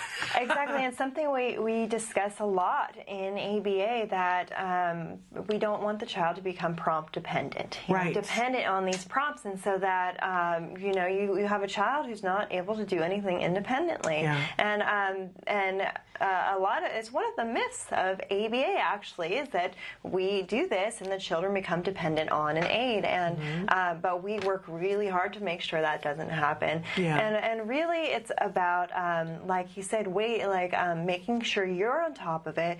You're reminding yourself, let the child try. Yeah. Make some attempts. And we even start by giving 3 to 5 seconds for the child to attempt to do something independently. And we always talk about the intrusiveness of prompts. Yeah. So we use a least to most intrusive. Okay. So we start with the least intrusive, maybe just pointing, or using a vocal prompt. Write it like this, or a gestural, or something like that. And then moving into full physical prompts. It's very easy for aides in classrooms to just use full physical prompts. Well, I know that there are some restrictions about how much the aide can interact. But to prompt the child through things, because of course you want the child in an inclusion classroom to be up with the other students and to keep at pace, but at the same time the child does need to learn the independence. So I think it would be really important to put it as an IEP goal, fading the aide, fading the number of hours the aide is there, fading the proximity of the aide in the classroom. So maybe the aide now sits right next to the child, have the aide sit farther back in the back of the classroom and only approach the child if she sees he is struggling. Right. Anything like that. But putting it in the IEP would ensure that it would probably happen. Right. And I think the idea of working hand in hand with the teacher as well. Yes. They always say about an aide in the classroom is that their job is to work themselves out of a job. Exactly. And I always say in this economy, really, we're really going to expect them to be fantastic at that. That's asking a lot of a person. So I think it's helpful to enlist other people. I know my husband and I we want to work ourselves out of a job, right? Yes. Having to prompt my child to put on his shoes. I want to work myself out of that job, and yet I have a hard time with it and have to have an outside person monitoring it for me, for my husband to go, today's a good day to let him try that out for himself. And I do that for my husband as well. But enlisting the help of the teacher, if you've got a good teacher, and saying, hey, my experience of good teachers, and this is one of the ways that you tell a good teacher, is that when there's an aide in the classroom, the teacher will fight for having the child respond to them instead of the aide. Yes. That's a really good litmus test of, do you have the right teacher? Because they say, I want the aide to be the voice in their ear to prompt some of the time, but I want them listening to me. I think that's really, really crucial. And if you've got the teacher on your side, then the teacher sets the seating arrangement and says, the person can go from here to here to here. I love the idea of fading the aide at different times, but being very strategic about it. It does. It definitely needs to be strategic, planned, and that's why the IEP might be. Sometimes IEPs show broader goals. So working with the teacher, like you said, and making this plan that this week it will be this much proximity, and we'll fade that, and check if it's working. Exactly, and it always depends on the child's progress and how the child is doing. You may have to go back a few steps sometimes. Another thing to do too, this is something that I hear from parents at home as well when children are overly prompted to do things. It's like, I feel like I'm just nagging him all the time. Like, get your shoes on, go do this, go do this. I want him to just get dressed on his own in the morning. Like, I wake him up, he gets dressed, and then he's fine. So using visual charts. Like showing like, okay, this is what you're supposed to do this time, and this time. And so the child will learn to first rely on that. And that's instead of relying on the parent or the teacher to prompt them through activities. So the child will look at a visual schedule maybe and say, okay, I did my math. Now we're moving into reading. And even within that, what am I supposed to do during this reading activity? I go get my book, and then I sit down at my desk, and I open my book and start reading. And having your child learn to read those types of schedules and use those as your own or his own personal prompt to get through it without having the aide come in and say, okay, now go get your book. Now go sit back at your desk. Now start reading. And this is great for at home, too, because, of course, children come home from school. What do they need to do? They need to get a snack, maybe. They need to start their homework. And all of these can be worked into a visual schedule at first. And then you might want to fade the visual schedule as the child gets older. But, you know, we use our calendars in our phones. We use these types of prompts all the time. So fading it from maybe a picture visual schedule to more of like a planner or calendar, just more appropriate over time. But these are great things to use. And so then you also won't feel like you're constantly nagging your child. Yes, absolutely. And I love that you remind us that we all have some sort of, we benefit from having some sort of device to help us keep us on track. So we're not trying to completely get rid of that stuff, but having it be functional and the highest functionality that it can be. I think also knowing your child and how your child responds to things. When I think about it with Jem, you know, I still want to overly prompt, but one of the things that I learned about him when he was little is that if you make something a competition, I'm the same way. Like if something's really difficult for me to do, if you make it some sort of a competition, make it a game of some sort, or something where there's a winner, I'm much more likely. And what we learned sort of by accident is that when we ask him to do something and we don't want to have to prompt him, if we're working on fluency at the same time of him doing it quickly, it doesn't leave room for prompting, and he tends to have more success with it that way. Is that weird? No, that's actually there's research on that that when you're teaching skills to fluency, so and we refer to fluency as accuracy and speed. So something the child does quickly and accurately. And the research has shown that when you teach children skills to fluency, they don't require as many prompts. They do a lot better. They learn the skill a lot quicker, but they also learn to generalize to other areas without having to be taught these things as well. So it's not weird. It's definitely something we see all the time. And what I think about, even was it last night or the night before, that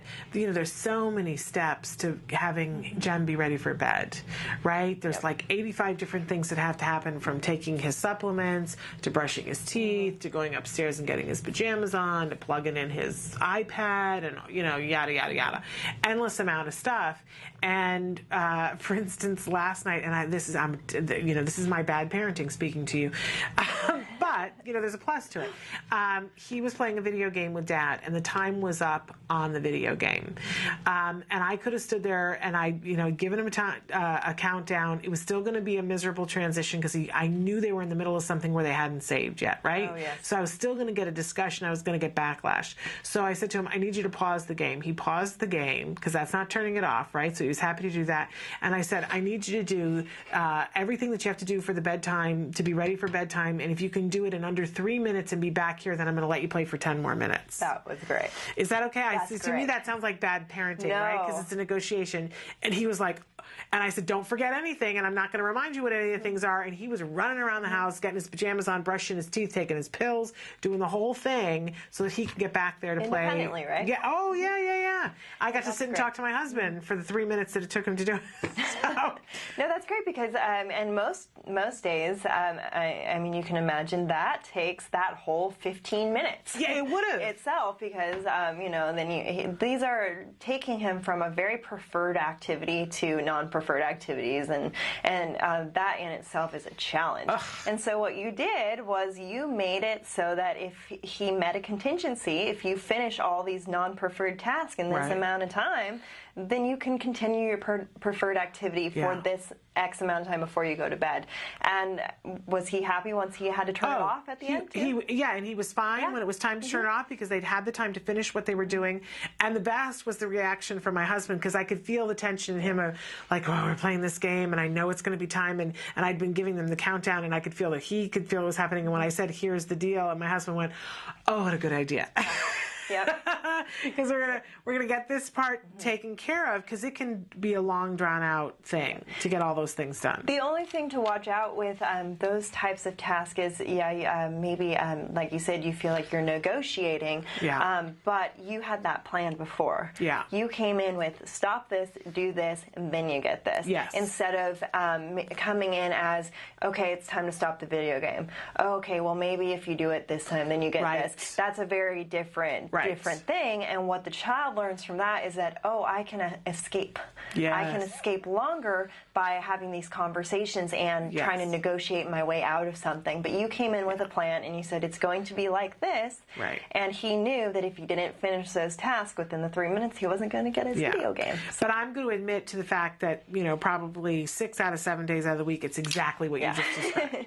Okay, so just keeping it real, you know, that occasionally I get it right, but a lot of times I get it wrong. Of course, and what you saw is that it's actually easier when you go in with the plan. It's so much easier. Mm-hmm. When he was little, even 3 years old, I would have to park at our condo. I would have to park on the street, and I would have groceries that I would have to carry, plus him, and an escape risk with the street right there. Mm-hmm. And I learned very early, and he didn't want to get out of the car. He wanted to stay in the car, And I learned if I set him down on the sidewalk and said it's a race, whoever gets to the door first gets to have a pickle, then he didn't run out into the street, and he would run as fast as his little legs could carry him down the sidewalk, up the stairs, and be at the door. Yep.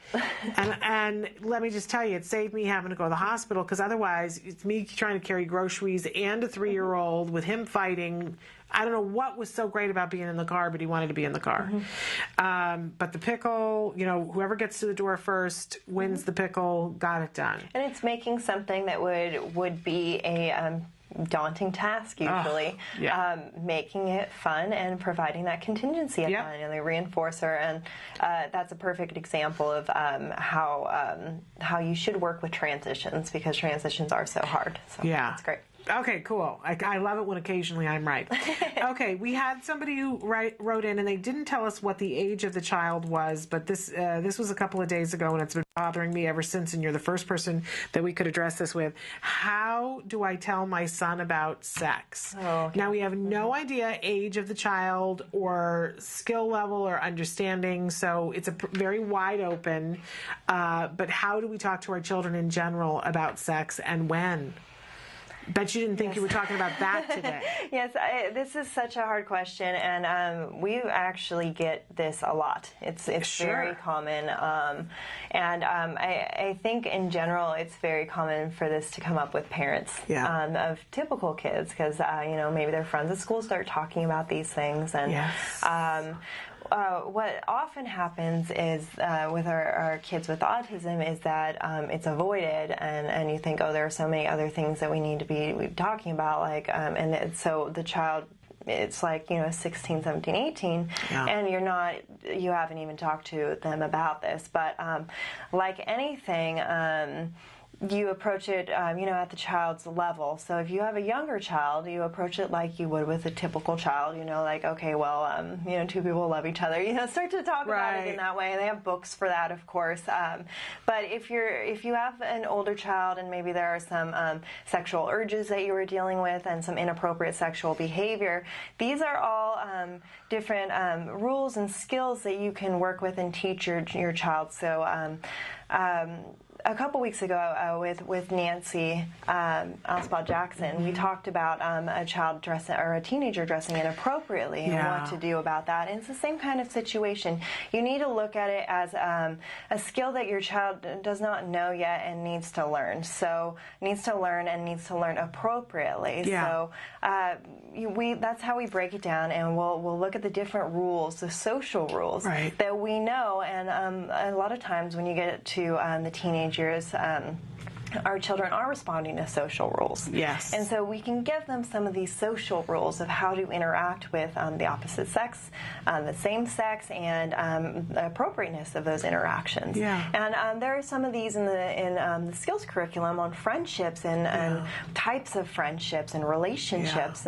And these are things that we do teach our children in our programs, that you approach people in different ways based on how you know them. And you can also go into more detail of the different skills involved in like just even being in a relationship with a friend and those behaviors that you would engage in.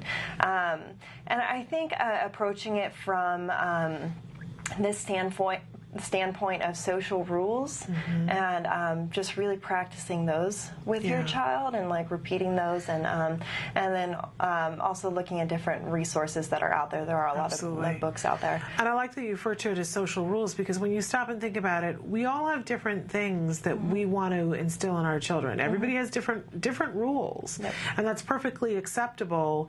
And so it's very customizable in terms of what you're going to talk about. I did not write this question, right? Somebody else wrote this, but I'm on this page with you because I recently had the moment when I realized, we're a little bit behind on this, aren't we? My son's about to be 10, and I was at his school recently, and their multi-purpose room was all closed off with big paper, and it said, "Do not enter before a certain time." And I said to somebody, I said, "What's going on in the NPR?" And they said, "They're having the talk with the 5th grade girls." And I said, "What do you mean they're having the talk?" What? They said, "The talk." And I went, "The talk?" They have the talk, and of course they have the talk in 5th grade. I mean, I had the talk when I was in 5th grade too, and here's my son in 4th grade, and there have been just a couple of things that he's come home with lately that have been. It's been clear to me that the other kids in 4th grade, their parents have had more conversations than I have. And here's my issue with that, is that kids come to school with whatever rules they were taught. And if you don't teach your child your rules, then they're going to hear other people's rules first. And we've had that a couple of times at home, that people have come home, he has come home and said things that other people have said that I've thought, okay, that's not what I want my child to know. It's very important to me that my child know my social rules around these things. So, I think, though, and you touched on this a little bit, that, not getting too far ahead of where they are in terms of understanding. And, it's a judgment, based on your parenting style, of course, also. But talk to some of the other parents. See what they are talking to their children about at that age. It seems like sometimes these conversations begin earlier and earlier. But as a parent, you're at home, child's at school. You don't know what your child is talking about, and we've talked about this with other things, like just TV shows that are popular. And so when you find out from other parents too, like, okay, what conversations really has your child been having? What have you been bringing home? Because I need to know almost how much my child knows from his or her peers. Absolutely. And then also the appropriateness of it. And a lot of times with our kids, we have to with our kids that who are affected by autism, we have to build in these extra contrived reinforcers for following appropriate rules that the family puts in place that a friend may not have. Absolutely. And it's very difficult when you're dealing with some things that may be very, very reinforcing to talk about at school with peers, because you're not there and you can't actually find replacement reinforcers for that at school.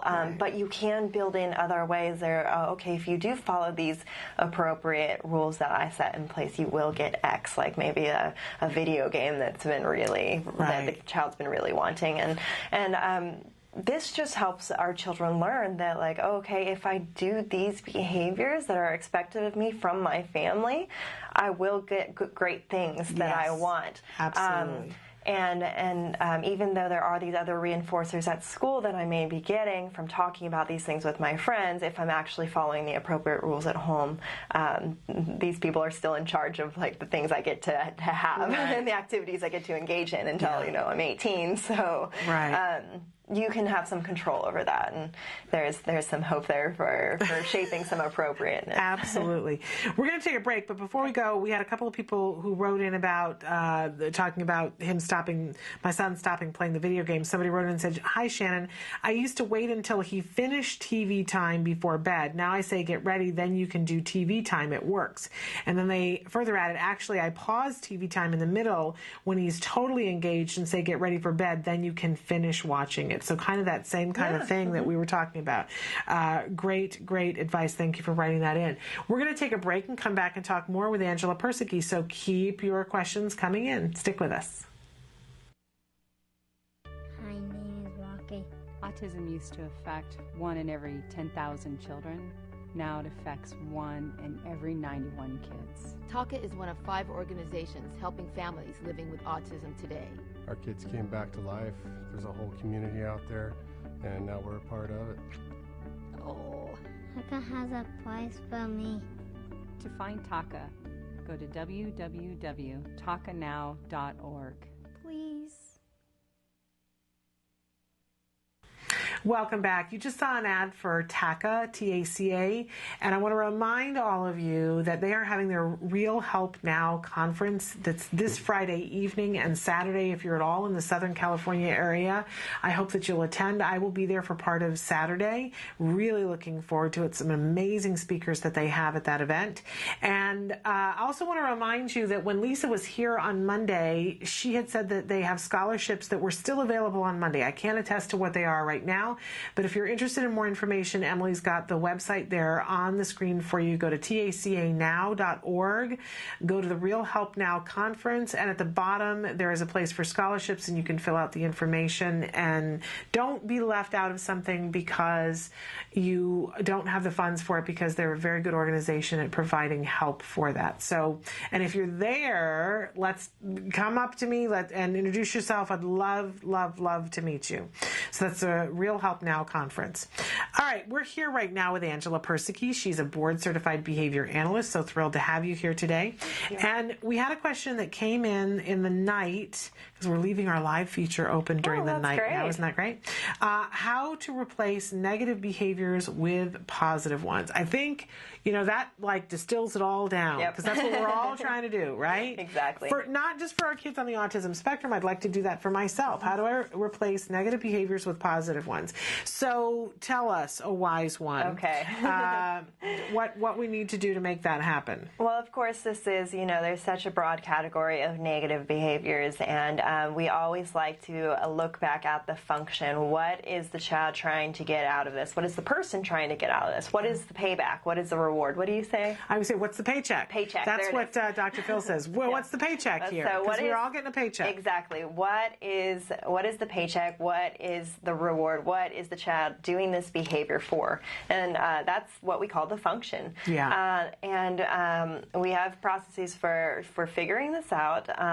But really, if you look... Processes. There's a word you just don't hear all the time, right? But yes, okay. We have procedures, and that's a whole different segment.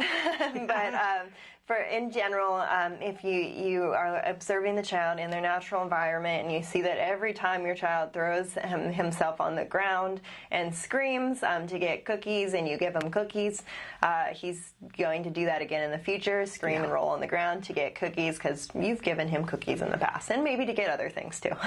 So it's just like, what does the child get? What happens right after the behavior occurs? What does the child get in return? And that is the most important part, because in replacing these negative behaviors with positive behaviors, we want to stop reinforcing the negative behaviors, but stop rewarding them, stop giving the paycheck for these negative behaviors, and then instead give that exact same reinforcer for the behaviors we want. So if in this rolling on the ground screaming example, for getting an item, cookies or a video game, the iPhone, getting to play on the iPhone, anything like that, you'll stop giving that activity, tangible, whatever it is, attention even, and you'll start giving it only for the appropriate behaviors. So can I please have a cookie? Yeah. And the goal, the point of this is not necessarily that you're going to sit there and these behaviors will just emerge. Like all of a sudden the child will be like, oh, I need to be appropriate. Right. You have to teach them. Right. So you have to teach the child when he says, can I have a cookie? He gets the cookie. When he rolls on the ground and screams, he does not get the cookie. Right. Right. And it's very simplistic, but it has to be applied to a myriad of different circumstances. Exactly. And that's the rub. Yes. Because in the moment, when everything else is going on, it's one of the reasons why when you look at a therapist and a therapist comes in and they work with your child and they teach your child something and it goes so quickly and you go, how'd you do that? How'd you do that? The thing that I'm always reminded of is because therapists have the opportunity to pull a moment out of time and go, we're just going to distill it down and we're just going to work on this moment and I have control of the variables and this is how we're going to teach it. You and I are carrying a grocery bag in our purse and we've got the phone ringing and the dog is barking and you got a pile of laundry to go and you have to get dinner on the table and that's the moment in which your child interacts with you and you go, just a minute, and in the meantime you just reinforce the behavior you didn't want. So tough to put it into practice. Yes. But worthwhile to find as many opportunities as you can to say, wait a second, I'm not going to reinforce this behavior. I'm going to reinforce that behavior. Exactly. And many of you are probably out there thinking, well, I have a laundry list of behaviors that I would like to replace with better, more appropriate behaviors. But what you need to do is start with one. Yes. Start with one, and start with one that you can be consistent on. Yeah. Start with one that's easy for you to follow through with. So maybe it is just having your child use communication for asking appropriately for something they want, even if it's a preferred activity after school or a snack after school. And teaching the appropriate words or the appropriate, even if it's if your child doesn't have words, handing over an icon that has like the snack or the video game that your child wants to play, or the book he wants to read, or anything like that. Teach that first. Yeah. Teach that first, and it might even take sessions of you sitting there with your child with an icon, or you sitting there and prompting your child to say, video game, please, and just immediately giving the video game. So your child sees, like, oh, I say this and I get this, but when I do this inappropriate behavior, I don't. Right. I don't get it. Exactly. And not only doing that, but you don't have to discuss it with the child. This is the part that's the hardest for me, I have to say, because then I want to say, now, did you notice that you didn't get it when you did it that time? And did you notice that you did get it this time? Now, I will say that there have been a couple of times where it has taken that for my son to understand it, but most of the time it is better when I don't say anything about it. You just live it, be it, do it.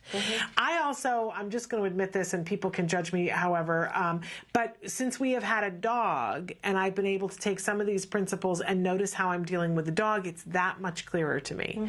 Because I can't say, I think in my head with my child, there was always the little tape running in the back of my head going, well, if you were a better parent, right, this would go better. Where we inherited a dog who came with other parenting, it wasn't my fault. Right? I can't blame myself for this. I just have to look at the behavior and go, this is behavior I I don't want without beating myself up about it. So this is what we're going to do about it. Exactly. And I can't sit down and discuss it with a dog and say, now look, Daisy, this is how this works, right? I mean, I can and I have. Yes. Let's be honest about it. Believe me, me too. But it's not. I know it's not getting the job done when I sit there and go, now we need to talk about how every time the doorbell rings on the TV, you run and scream and yell at the door. Yeah. Right? Yeah, exactly. And she's not getting that, right? And the thing is, too, that we have language, and we have this language to be able to discuss these things with each other and sit down and say, like, no, do you know why that happened? And be able to talk about it. And a lot of times we overestimate what our child might understand too. Yeah. And so we're like, do you know when you do this, this leads to this and this and this and this and this, and then you get this, or you don't get this, and it's a lot of words talking about in the future. And if your child has a difficult time understanding cause and effect, like that when you do this, this happens, which a lot of times we see with our children with autism, that they don't necessarily understand that there is a cause and effect to everything, that you're just throwing words at them and they're probably watching something else. It's the Charlie Brown thing. In Charlie Brown, when the teacher speaks and it's wah, wah, wah, wah, wah, wah, wah, wah, wah. And I swear that that's what happens when I speak sometimes to both my son and my husband. Wah, wah, wah, wah, wah, wah, wah, wah. And also, research has shown that a lot of what we say is not related to what we do. No. So we can say we're going to do something all day long, and then we don't do it. I'm going to work out today at 5 o'clock when I get home from work. Nope, I probably won't do it. I'll probably sit down and eat. But it shows that a lot of what we say is not related to what we do. So if we just do what we want to do, that will oftentimes work better, and our kids will see that, maybe mom is going to be very consistent because she just doesn't say it, but she does it every time. It does carry more weight. This is absolutely wonderful, and we have to let you go, but thank you so much. This was great, and we'll have you back next week. More Breaking It Down with Angela. She breaks it down for us, so it's fabulous. All right, we are going to take a quick break to finish out the show because this is our Friday this week, because we're not doing a live show tomorrow. So stick with us. We'll be right back after these messages.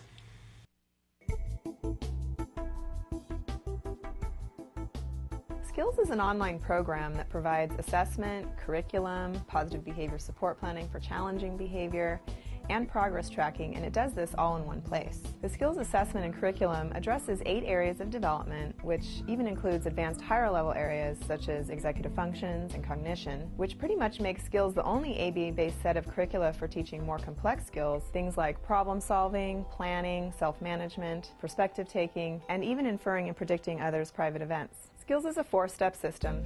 Step 1 is to add the child to your account. Step 2 is to start assessment. The skills assessment is the only ABA-based assessment with psychometric research demonstrating the language subscale to have excellent reliability. Every area of human functioning and typical child development from infancy to adolescence was researched, making the skills assessment the most comprehensive of its kind in the world, and we're quite proud of that. Skills is easy to use. Simply click Start Assessment and begin answering questions. Or simply type in a keyword, find specific activities to assess, and add activities to treatment. Step 3. Choose activities. Once you've completed the assessment, Skills selects from a pool of 4,000 activities categorized by age, level, and skill type to provide you with exactly those activities each child needs. Start by choosing a curriculum, then a lesson, and finally an activity. Click the information icon to view prerequisites, ages in which targets develop, examples, and IEP goals. Click the video icon to watch a short video. Once you've identified an activity you want to teach, adding activities to treatment is a snap. Step 4. Start treatment. Here you can access customizable activity lesson details, add your own customized targets and exemplars, and edit an activity status such as introducing or mastering it.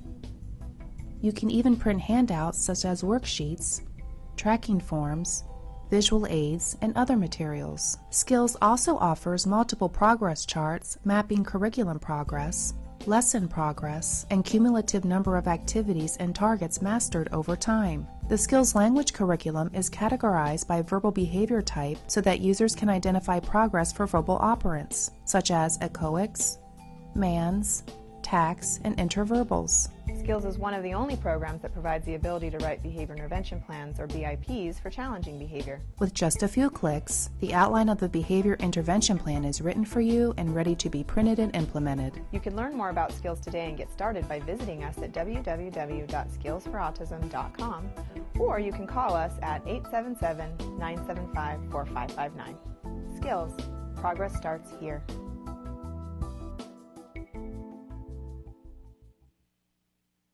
Welcome back. I'm just busy sending emails. We have a very busy week next week coming up, and I wanted to take a second as we get to the end of the show here to remind you that we're not doing a live show tomorrow. A lot of different things that we're working on here, but I also want to remind you that we're calling May Autism Entrepreneurial Month. So if you are someone who is affected by autism, you have it in your family, or you yourself are someone who's on the spectrum and you have a family business and you would like to talk about your business here on the show, we'd like to feature you on the show and give you an opportunity to get your message out there, because we know you're trying to put food on the table. If you are a business who has a product that is something that is important for autism families to know about, we'd like to know about that as well. And I said at the beginning of the show, the one caveat here is that if you are someone who is making claims about progress for your child, we just are going to be asking, do you have science to back that up? Because we do, if you're saying that kids enjoy something and that it's a really fun thing for them, that's great. We all understand that all children are not going to enjoy that, but that, it might be something really fun for a lot of our kids on the spectrum. But when we get into making claims about things in progress, we just want to make sure that we present things in a really impartial but science-based format. That makes sense, right? So if you're somebody who has a business and wanting to talk about something that makes substantive progress, absolutely, we're interested to talk about that, but make sure that you talk to us about the research that you've got to back that up. Shall we say that? Okay, so you can get in contact with us here, and as we get to the end of the show here, Emily's going to show you some of the different ways that you can get in contact with the show. I'm going to remind you that as this conversation ends, there are many more that are starting. So you can get in touch with us via Facebook during the weekend. You can be emailing us. I'm going to leave the live feature live all weekend long to see if that's a helpful and useful thing to you guys. Some of you have said, well, when I'm watching it, I want to be able to write something right then, and I don't want to have to go and send an email. That's A-okay. And remember that when you write to us on the live feature, that if you want us to get back in contact with you, you will have to give us contact information. We're also always very careful about removing that information before we post it. And I believe that all of the Temple Grandin books have been taken as of this morning, but I'm going to check on that, and if we have more to give away on Monday, we will let you know about that. On Monday, as far as I understand, we are going to be here with Alex Plank again. And then don't forget that on Wednesday, we'll have Dr. Doreen Grampachet. This last week, if you missed the episode, Dr. Doreen Grampachet really broke it down, the new DSM-5 criteria for autism. And so we weren't taking other questions about that. We did save the questions that you guys sent in. We'll address those on Wednesday, and we're happy to take more of those on Wednesday. All of our regular guests are here next Wednesday, and some really exciting entrepreneurs with us as well. So we'll be back on Monday. Until then, please give your kiddos a hug from me. Bye-bye for now.